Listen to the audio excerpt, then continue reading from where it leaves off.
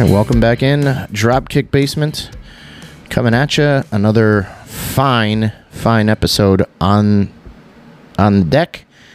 Mike Madden on my end of things, and I've got my tag team partner Tommy Schultz on his end. Tom, how we doing? You know, things are going well.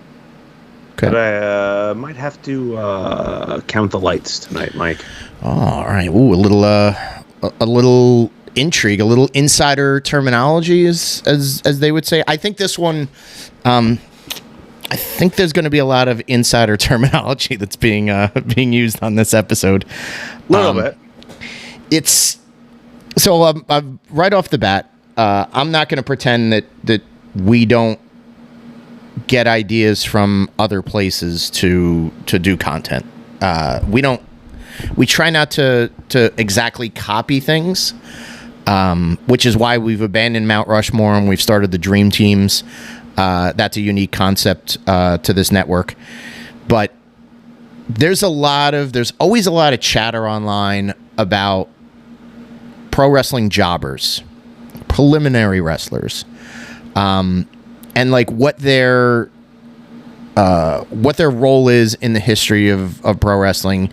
If any of them were important elsewhere before they went into jobber land, or if they started as a jobber and then, oh man, that guy was a world champion somewhere, or he became a big deal.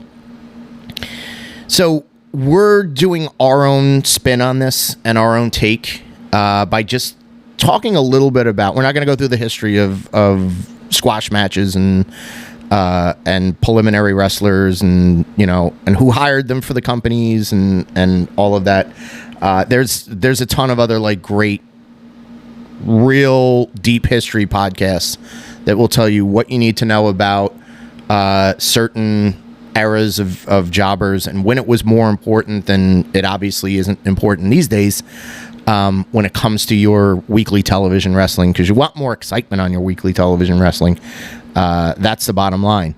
But I think our focus on this one is to highlight some important guys, talk a little bit about what they did away from their most known stint as a jobber, and maybe kind of give you a different perspective on a wrestling career that was normally seen from the surface of their back looking up at the lights in an arena.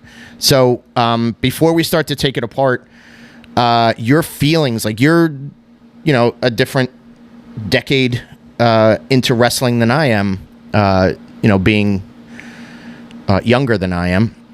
Your thoughts on jobbers from when you first remember them and what you thought their role was in the wrestling world?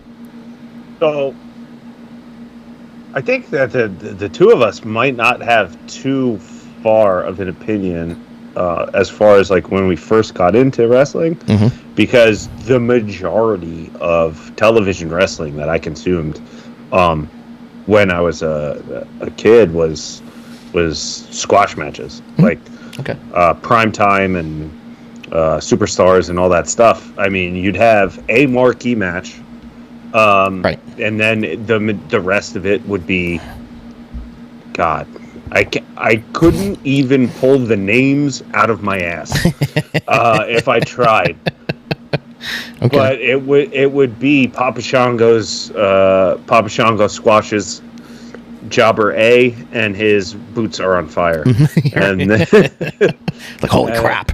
And then the big boss man sidewalk slams somebody, and I mean, the guy's probably got a mullet from Motley Crue. That's right. It's like it's just nothing. That was almost all, and I did at the time I didn't really understand it, what the point of it was, but I just remember the first jobber that I like stuck with, and like I remember significantly, and I think it's because my dad pointed him out, was the Brooklyn Brawler. Oh yeah.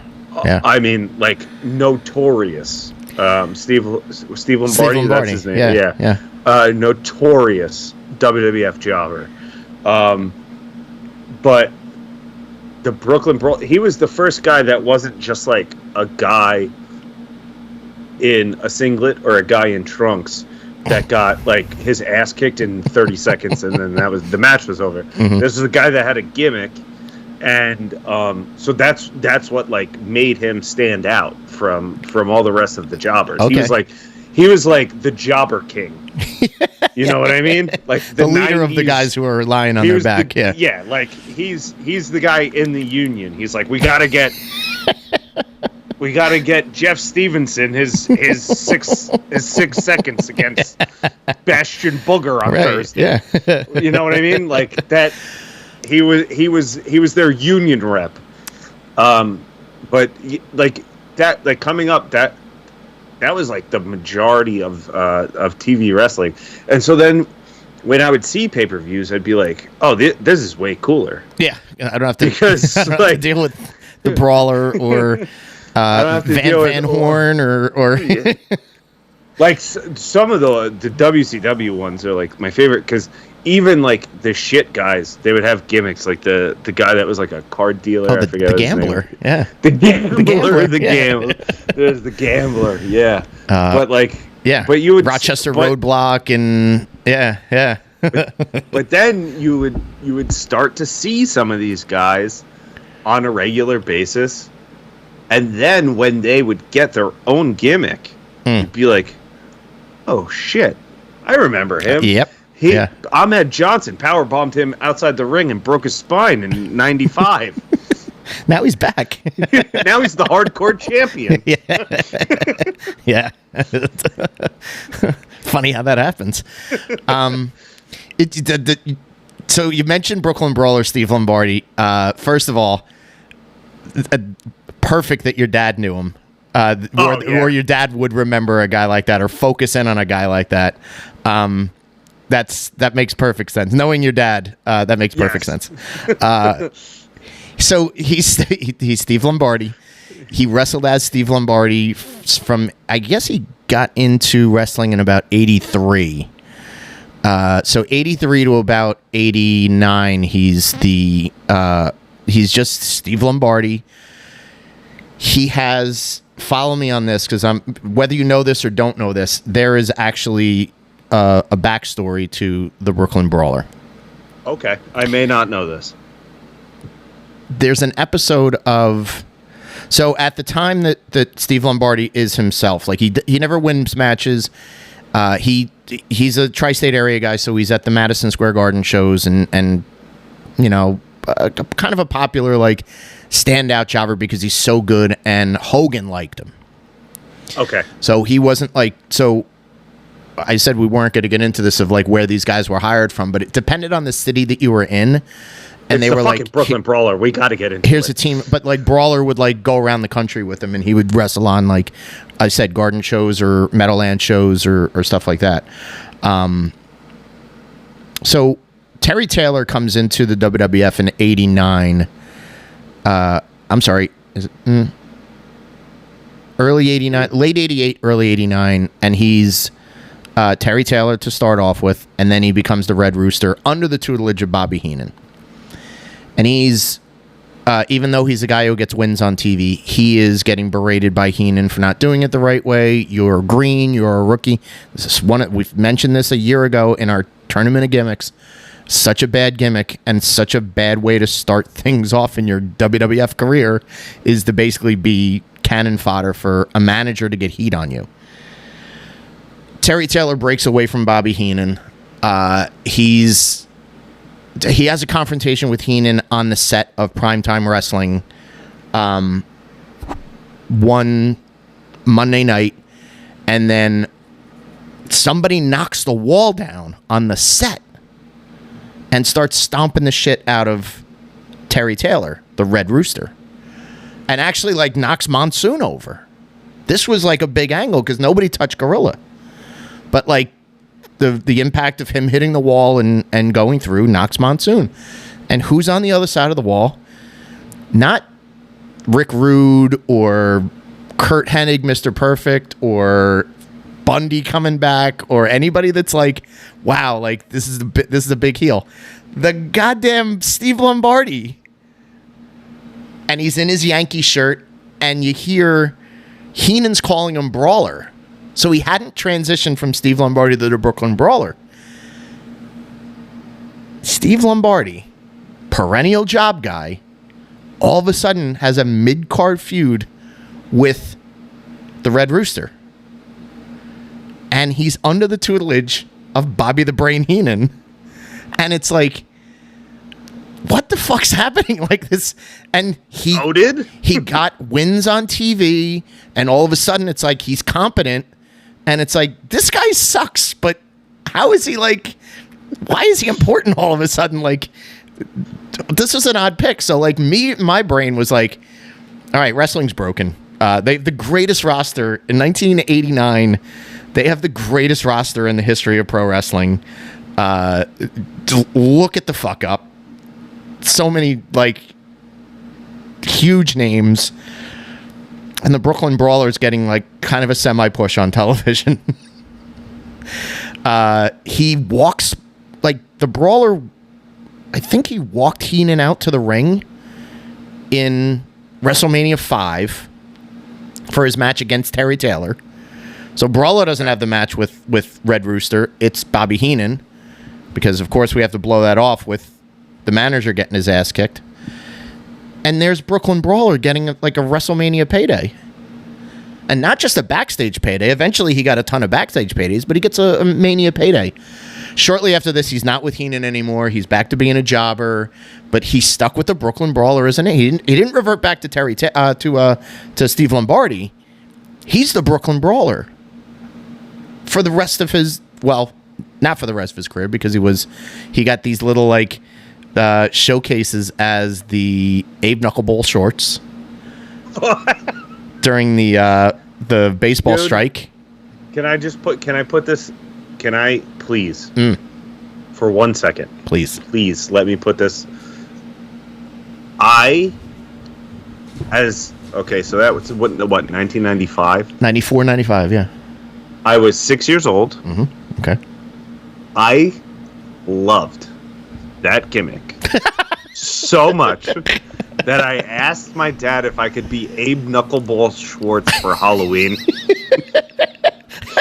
And he flat out refused. You're Knucklehead Schwartz. Wow. Wow. Yeah. Now, you knew it was Lombardi? Or no, I had no idea who it was. Oh, no idea. What a treat. I was just like, I love baseball, and that guy's cool as fuck. Baseball wrestler is my guy. I think they had this, but he started off as MVP. Yes. Most violent player or something, and then it was turned to Abe Knuckleball Schwartz. Yep. So let me take you into the next and last important note in the timeline of Steve Lombardi, Brooklyn Brawler's career is, I go to Monday Night Raw in 1997. Okay. September of 97. This is the night that, so the prelim matches, I'm going to get to the prelim matches in a second, which included the Brooklyn Brawler. But the main show has Cactus Jack debuting in WWF wrestling that hardcore match this is against the Madison Square Garden. Madison Square Garden okay. Raw. You know it, you love it. Yep. The hardcore match where Jack comes back and pile drives Hunter Hearst Helmsley, head writer and executive producer Paul Levesque, through a table. I've never cheered so loudly when he came through the curtain as Cactus Jack. I was like, he should be Cactus Jack forever. That's also the night that Steve Austin stunned Vince McMahon. Yeah. Isn't this infamously when he told Brett that he couldn't afford his contract anymore as well? Behind the scenes, that's going on. So they have a battle royal before the show starts. And Howard Finkel announces that the winner of this battle royal gets, the next time we're at Madison Square Garden in, I guess the holiday tour, I think it was December 26th is their normal, their Garden date. The winner of this battle royal is going to get a shot at whoever the heavyweight champion of the world is. that night at Madison Square Garden in December. And here comes the parade of mid-card, and you're like, who's like, nobody in this battle royal like has any chance. So like maybe this is like the next guy they're gonna push. And I think like the Patriot was in it. Okay. And it was like, well, maybe I think he was like the only one. Like there were like 2 or 3 guys that got their own entrance. Like the DOA got their own entrance because they were on the motorcycles at the time. Oh my God. And it's like, it's not going to be these motherfuckers. I think like Goldust got an entrance, and then the Patriot. I was like, all right, well, one of the guys that got an entrance must be the one that's winning. The Brooklyn Brawler won the goddamn Battle Royal. Hell yeah, he did. I don't know if he ever got the match against. I think he did get the match against Michaels at some point. I don't know if it was that holiday event or not, but he wins the Battle Royal. He fluke wins the Battle Royal. Everybody in the building goes goddamn crazy because it's the Brooklyn Brawler in Manhattan winning a goddamn Battle Royal. It's, you know, he was a behind-the-scenes guy for WWF for such a long time. Yeah. Colt Cabana played him in the Young Rock TV show. Did he really? Yeah. I never watched that. Yeah. Get it. That's the only episode I recommend you watch, is the one where Cabana plays the Brooklyn and does the Brooklyn Brawler's voice extremely well. Oh man, I got to see that. He used to help people on promos and whatnot. So lasting legacy and a memorable guy. Like he popped up a million times in the Attitude Era and afterwards. So yeah. So I agree with you that that's a good place. That's a good ground zero to start off with jobbers who were memorable, who also did other stuff. Yeah, he's like I would say he's the king. I might have a 1A and 1B king, because I'm going to talk about Barry Horowitz for a while. Okay, this was this is my other like. The next, when we're so if we're talking about jobbers becoming stars, yes, these 2 guys are not stars. No. However, they are the most memorable jobbers of all time. Absolutely. And I think there's a thing about Horowitz is that he started his career doing jobs. He debuted in '79, working in and around Florida. He starts his career as Barry Hart. The real name is Barry Horowitz. Gets Barry Hart. He's trained by the Malenkos, by Professor Boris Malenko. So maybe not by the Malenkos, but by Boris Malenko. So he's a Florida guy, works in and around of like Florida. He worked in WWF in 82, 83. He's still Barry Hart. I think at one point, like he got his name changed to Bret Hart. What? Without knowledge of there being a real Bret Hart, because Bret Hart didn't come down from Canada. So I think when he was in Florida, or maybe this was in Jim Crockett Promotions, right around 83, 84, like he's doing jobs, no notoriety on him, just filling out a card, and he's Bret Hart at the time. Gets a push. And when I tell you that, like, as close to a main event push as you could get in 1985, he's in Championship Wrestling from Florida. Okay.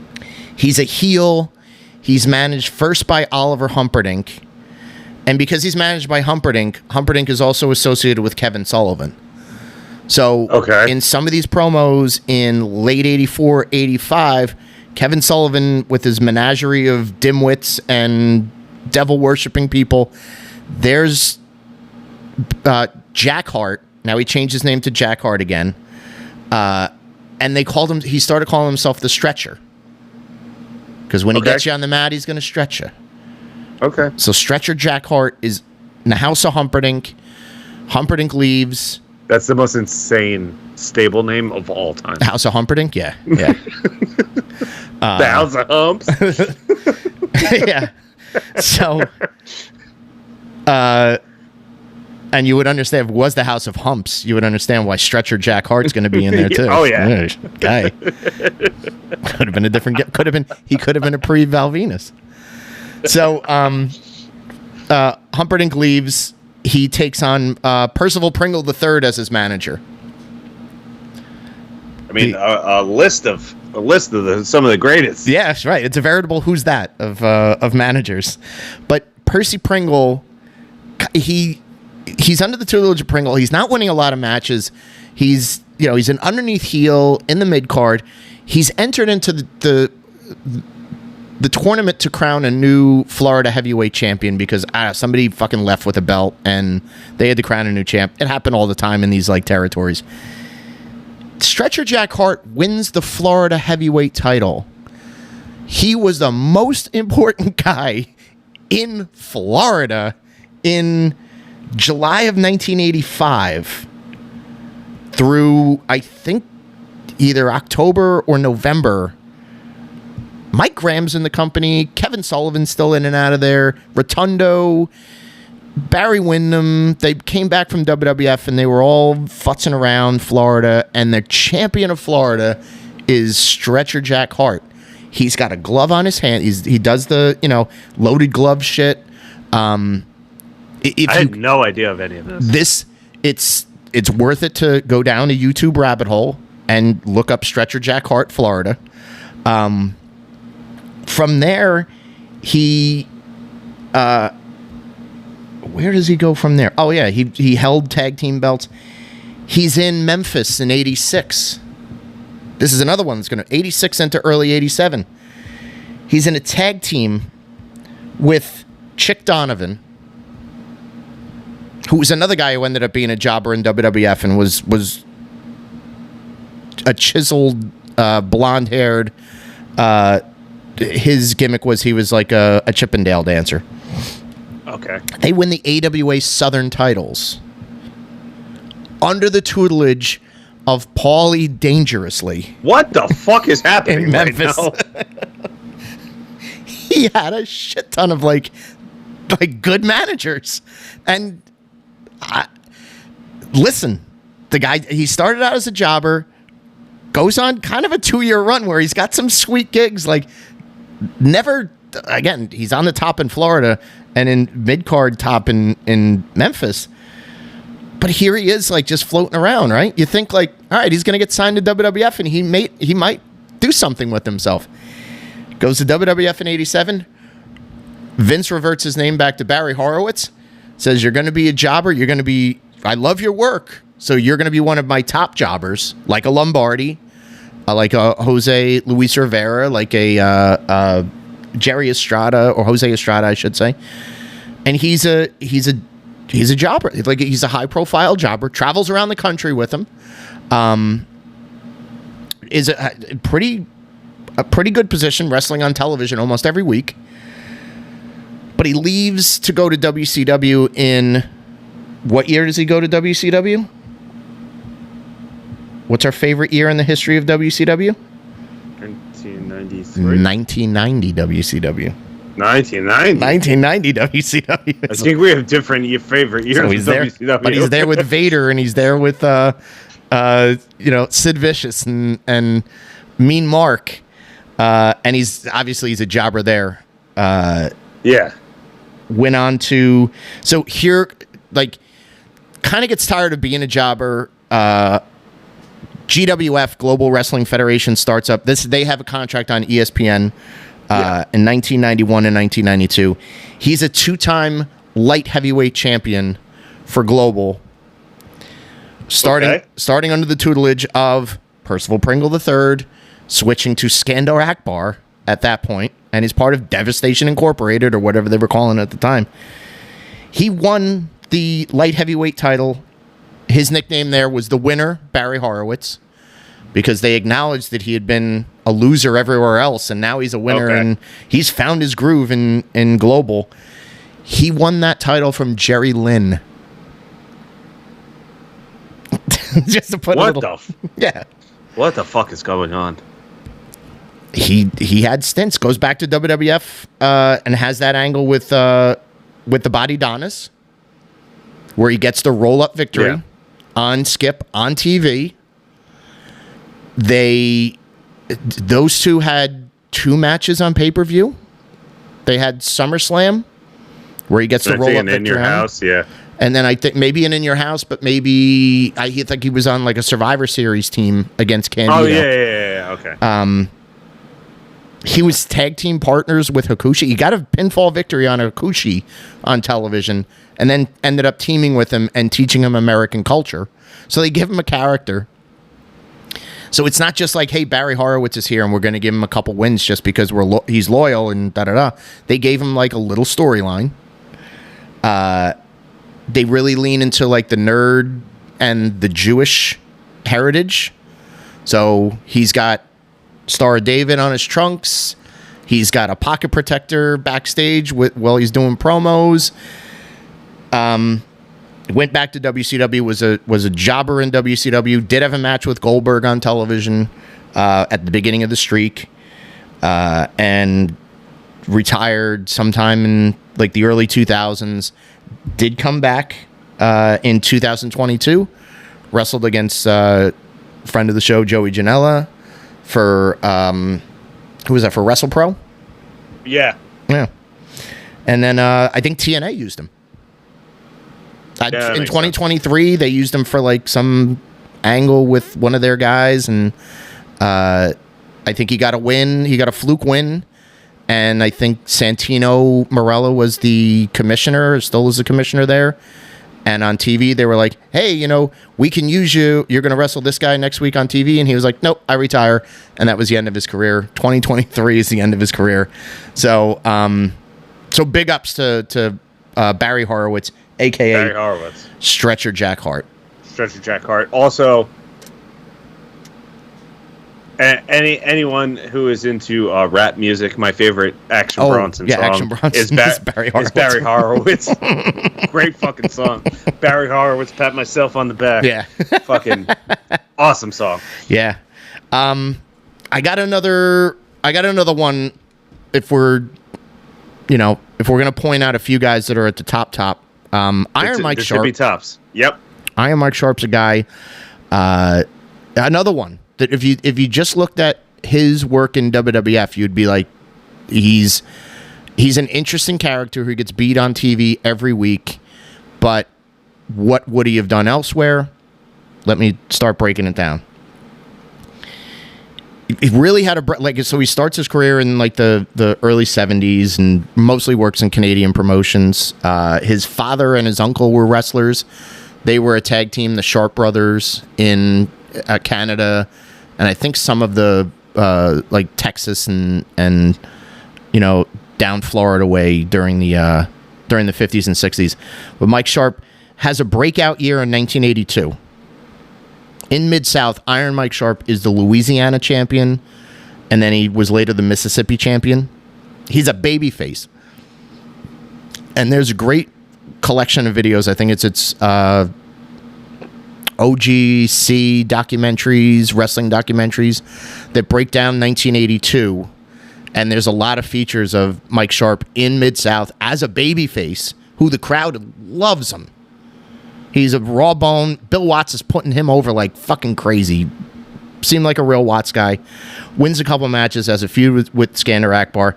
WWF comes a call in 83. Makes his World Wrestling Federation debut, managed by Captain Lou Albano. Has a match against Bob Backlund in April of 1983 at the Spectrum. That's not terrible. If you go back and watch it, you can find that on YouTube as well. So he's a main event opponent against Bob Backlund. That was short-lived. By the end of the year, he's a jobber. But a couple other highlights for him. Outside of WWF, he was Hulk Hogan's tag team partner in New Japan Pro Wrestling in 1984. They did a tour together. Hogan was still a heel in New Japan at the time. Iron Mike Sharp obviously can be a heel out there. So him and Hogan teamed up a few times on tours in New Japan. Big time indie guy. Once his like in the lulls of his career at WWF, and when he wasn't on TV with them, like he would work the New Jersey Independents all the time. Small shows, high school shows, whatever it was. He had his last match, November of 1997, and he wrestled, and he lost this match against George the Animal Steel, who was probably like in his early 60s at the time. But he did give back to the wrestling world. He opened up a school in Brick, New Jersey, not too far from us here. The list of guys that he trained: The Wall, Nova, aka Simon Dean, Crowbar, and the Haas brothers, Charlie and Ross Haas. So a nice little, post-career, since passed away. So rest in peace, Iron Mike Sharp. Leather arm brace, Canada's greatest athlete. And a guy that, again, just memorable character. Never shut up when he was in the ring. Always making noise. Here, there, everywhere. So yeah. I love the run that he had in '82, where it was like, man, Iron Mike Sharp's like, he's kind of good. Like, and I'm watching it in hindsight after seeing his long career, and I'm like, I could get behind Mike Sharp as a babyface. He's not bad. He's not terrible. Do you have any other notes or any other guys that you want to speak on? I have two of I would say the more recent guys of that. They don't come up to that ilk, but like two of the more memorable guys who started out doing enhancement work and then wound up getting their own little run in WWE would be first of all, and I loved him as Colin Delaney. Oh yeah. In the mid to late 2000s, especially like his stuff that he did in the WWE ECW, was fantastic. Yeah, he could take a beating. That's for sure. A guy that came up on the northern New York indies, like the Buffalo, Rochester scene, with like guys like the Blade of AEW, Pepper Parks. Pepper Parks, guys like that did incredible work in WWE when they kept bringing him in as kind of like an underneath talent. And if I'm not mistaken, he had like several matches for the ECW world title when he was like working in the ECW realm. And that's Mark Henry as the ECW world champion, I believe, at the time. Yeah. Which, and I mean, and like on the indies, awesome worker. He was part of a group called the Olsen Twins, who worked like predominantly worked in Chikara, right? And they would come out to the Full House theme, which was, I mean, it's silly, hilarious. It's very Chikara. But he was a guy that like just a very like a skinny guy, very like he also did like a gimmick where he would like consistently get hurt, and so like every time he would come out, he would have like a different bandage on, and a different bandage or brace on. I do remember. I remember some of this. Yeah, which was very funny. Yeah. They turned him heel. Remember when they turned him heel? And he turned against Tommy Dreamer, and it was terrible. Yeah. Oh, it was bad. It was bad.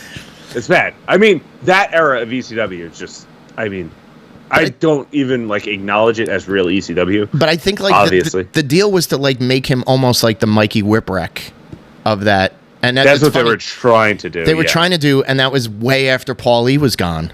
So it was like, all right, somebody must be in someone's ear saying like an underdog gimmick could work on this show. If we did it with the right person. It was probably Tommy Dreamer. Tommy, yeah. Tommy or Taz, yeah. And the other one was the chinless wonder himself, James Ellsworth. Oh, James Ellsworth. God damn it. Which I wish that I could forget this. Yeah. But I think I'm almost 100% positive that in 2005 I saw him have his first match ever at Tournament of Death in Delaware. Ooh, okay. Yeah, because he was a West Virginia, Delaware guy. Like he was like, I think that Mid-Atlantic area, Delaware, Maryland. Okay. and his name was Jimmy Dream. Terrible. And as soon as he came out, everyone said, "You have no chin," like that. It was. I mean, this was the CZW Philadelphia crowd, Yeah. so it was. Maybe it wasn't Tournament of Death. I think it was like the Chris Cash Memorial Show. Either way, Okay, all right. Everyone fucking hated him because of his chinlessness. And and then he just got, like, I think, WWE's in the area, so they bring in enhancement talent. And because he looked so funny, he got a contract for, like, way too long. And he took a beating from Strowman. Yeah. Was his debut. And then somebody backstage liked him and was like, "Hey, let's do this again. Let's run it back on TV." And he took a beating from somebody else the next week. He's got a count out victory or a pinfall victory over AJ Styles in his on his record. But then they did the whole gimmick with him and Carmella where he was wearing like the money the money. Yeah, when like they turned him heel, it was bad. It's bad, but again, it's like a memorable guy who was literally signed based off the fact that he is chinless. Yeah. But there's no other reason by the fact that he just was born without a chin, and he was so ugly they had to sign him They to were a like, contract. "We have something here. Write something for Ellsworth." Yeah. And to this day, he's probably signing autographs for $10 at conventions. He's doing cameo for probably a $50 cameo to get James Ellsworth cameo. That's an example. Like, that's the modern way that they were using enhancement talent and like local guys. More or less, nowadays, they were like, "Hey, it's a local guy," and then somebody backstage is like, "Boy, he took a beating. Well, like, let's figure out a place for him. Like, we don't have to like develop him. We don't need to make him better. He's perfect the way that he is." Exactly. I can write a million stories about a guy like that. So I'm sure that he was getting paid like $25 a show to do a shitty Maryland Independence. So they like hung like $45,000 in front of him, and he's just like, "Yeah, hell yeah, yeah, well, I'll take it. Yeah, I'm happy to be here." I got one. You probably know that he was a jobber, but unfortunately died too soon to get that real push in his career. Louis Spicolli. Yeah, I had him down. So Louis starts wrestling at 17 years old. He's a job guy in WWF. Wow, that I didn't know. 17 years old. Is on and off jobbing in WWF from 88 to technically through 95. But had a lot of success in Mexico. Yeah. He was Madonna's boyfriend in Mexico. He's part of Los Gringos Locos, the overall stable, and wrestles as a member of Los Gringos Locos at When Worlds Collide. Was a second to Art Barr and Eddie Guerrero for their hair versus hair 2 out of 3, or hair versus mask 2 out of 3 at that match, the 5-star classic. Briefly in Herb Abrams' UWF as Cutie Pie Louis Spicolli. Mid-card comedy guy. Fantastic name. Rad comes back in 95 as Rad Radford. Just like we mentioned Barry Horowitz, he was in orbit with the Body Donnas. He had a grunge gimmick. And he was in storyline, he was Courtney Love's boyfriend. So he's not Madonna's boyfriend now. He's dirty, and he's Courtney Love's boyfriend.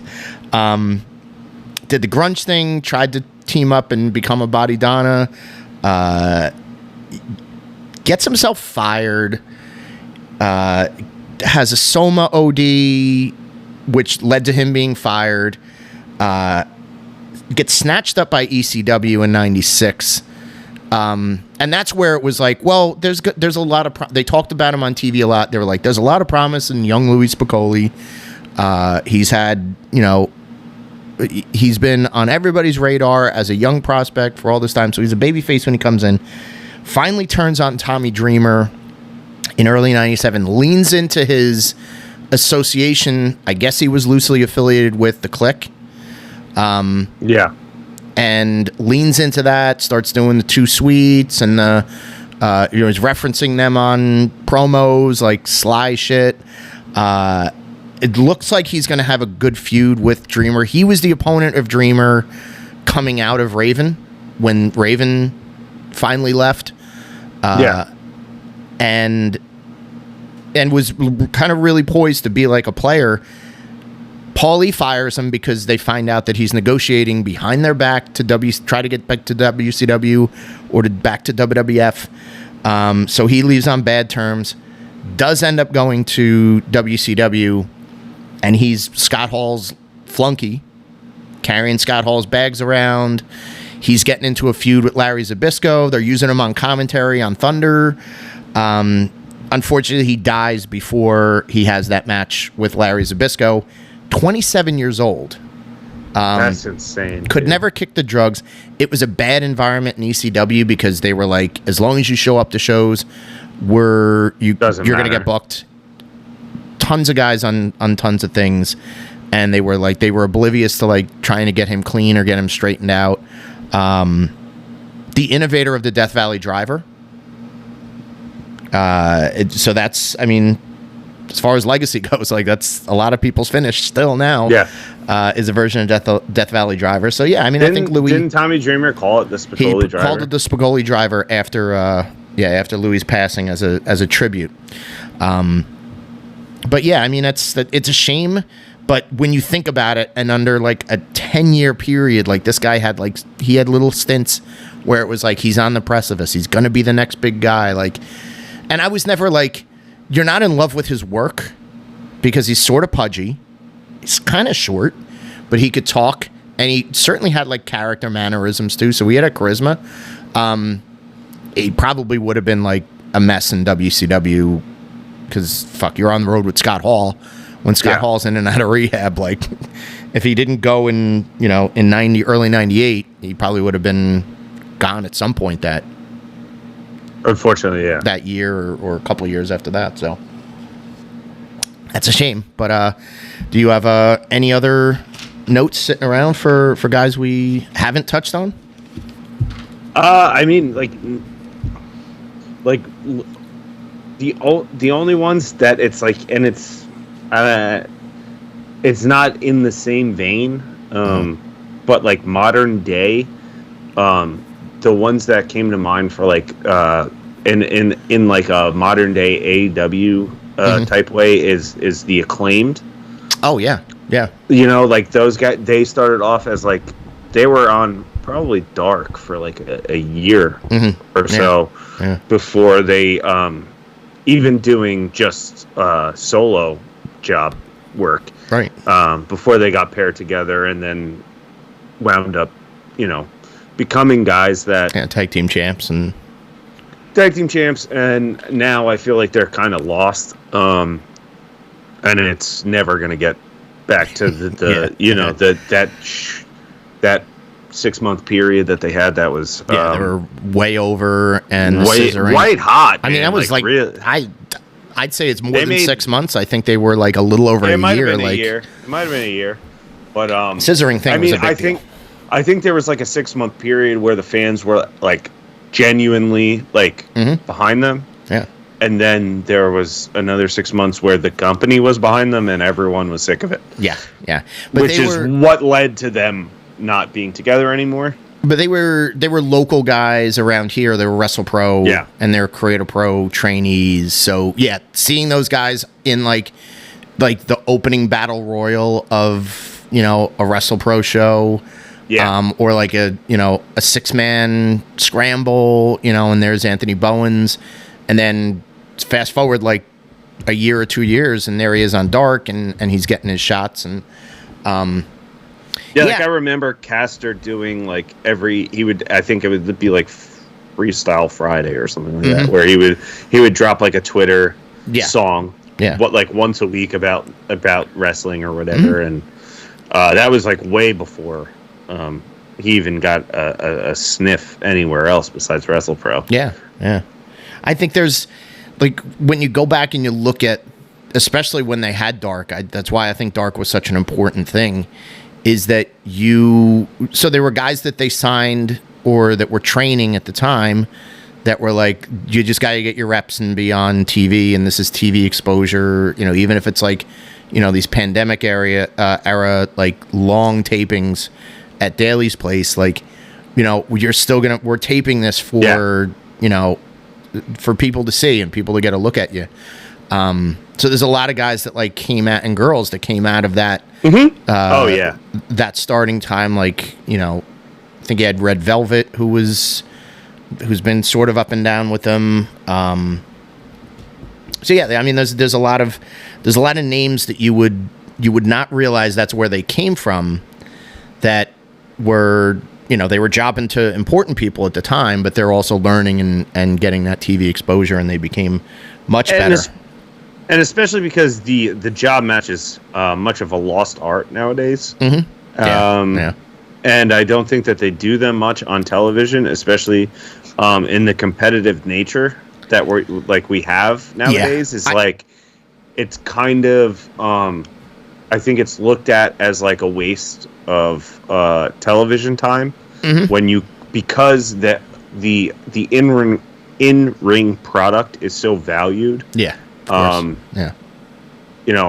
we could do this segment as a talk. Yeah, we could do this as a talk segment instead of booking a squash. But that's why I think AEW still, when they do it to the degree that they do, like if they do it for Collision because they need to get over a new faction or a new trios or a new tag team or a lady that's on their way up, and they're like, all right, the Renegade Twins are going to get this match. Like 1 week it's going to be one of those Renegade Twins, the other week it's going to be the other one. They work well and they get the talent over, so they work as jobbers pretty well. Maybe in like 3 or 4 years we hear that the Renegade Twins are the AEW Women's Tag Team Champions. Yeah. And you're like, wow, like I remember them when they were, pasty sisters, twin sisters on AEW Dark and stuff like that. So I think when they use them right. Unfortunately, correctly. It can't be something that's every week, because if you look at how good that AEW, well, the roster is great, but like if you look at that AEW Dark when it first started, this was to get people on TV because they didn't have a second show. Exactly. And they're getting exposure on this YouTube show. You don't have to listen. Some of those episodes, 3-hour episodes, are like they pack in unwatchable 25 matches, and so it's like this is like both days of a WrestleMania. But I think the goal and what they accomplished with that was, they were able to see like who could hang. And who could be used on television. Lee Johnson gets used on television almost every week now, and he was a trainee, like one of the Nightmare Factory guys that was taking pinfalls. So you see that. I mean, Hobbs was a dark guy, but he wasn't not so much as a jobber. Yeah, I was going to say like he just more cut his teeth. Yeah. They used him to like, listen, this is your playground, this is your sandbox to learn how to like do this stuff. So cultivate a character. All right. I think, my only other one that I have notes on is Paul Roma. I don't know if it was really for the right reasons. I think he probably should have stayed a jobber. But I disagree. You're a Paul Roma guy? I love Power and Glory. All right, so I'm going to talk about Power and Glory, who should have been the World Tag Team Champions. I agree. They looked fantastic as a team. It was a little bit shocking that like Paul Roma is on a team that's getting a push at the time that they did. And it was like, well, Hercules has to team with Paul Roma? Like, where's Steve Lombardi? But they made the best of what they could, and they have one of the greatest tag team finishes of all time. Powerplex is phenomenal. And I also think Paul Roma gets a bad rap because he got brought in as a horseman, and so people will point to that as Paul Roma didn't deserve to be a horseman, which I don't think he did. However, I think that like puts the shining light on like, well, Paul Roma wasn't that good, but dude, Paul Roma and Paul Orndorff as a tag team. That's the other note that I have is unbelievable. Pretty Wonderful's great character Pretty Wonderful work. Oh my god, great character work for both involved. Orndorff looked like he was having a goddamn ball with it. If he had come in with Orndorff as the team before he went to a horseman, then you'd probably say, all right, he kind of deserves it. Like he's, we got a chance to see him again as a tag team guy. Yeah, there's been a few shaky horsemen over the years. Right. I mean, you know what I mean? Like, but I think that being brought in as like, all right, you're going to be a horse. Everyone's like, what the fuck, Paul Roma? He was just like, he was who? Yeah. But, dude, I'm telling you, dude, those two tag teams were good. Yeah. As a tag team guy, he's fantastic. He did not have good chemistry with Arn Anderson. I don't think they clicked when they although they were the tag team champions. Those are absolute like night and day different. Mm-hmm. You know what I mean? Like when you're working with Orndorff or Hercules, where you're like working as like the smaller guy, kind of. You know what I mean? Yeah. He's a speed guy. He's a setup guy. Yeah. Yeah. I mean, we're talking about Arn Anderson as like one of the greatest tag team wrestlers ever. Right. He didn't look right with Arn. No, it doesn't. That doesn't work. I didn't mind him with Jim Powers, Young Stallions, WWF, as an underneath tag team. Like they were very similar. They had, once WWF signed the Rockers, they had no need for Roma and Powers. Yeah. So they really got phased out, and then they had like the Killer Bees and the Rougeaus in there. Like they were really like occupying the lowest part of the rung. But listen, they would for their little run when they first got together, they were pretty good.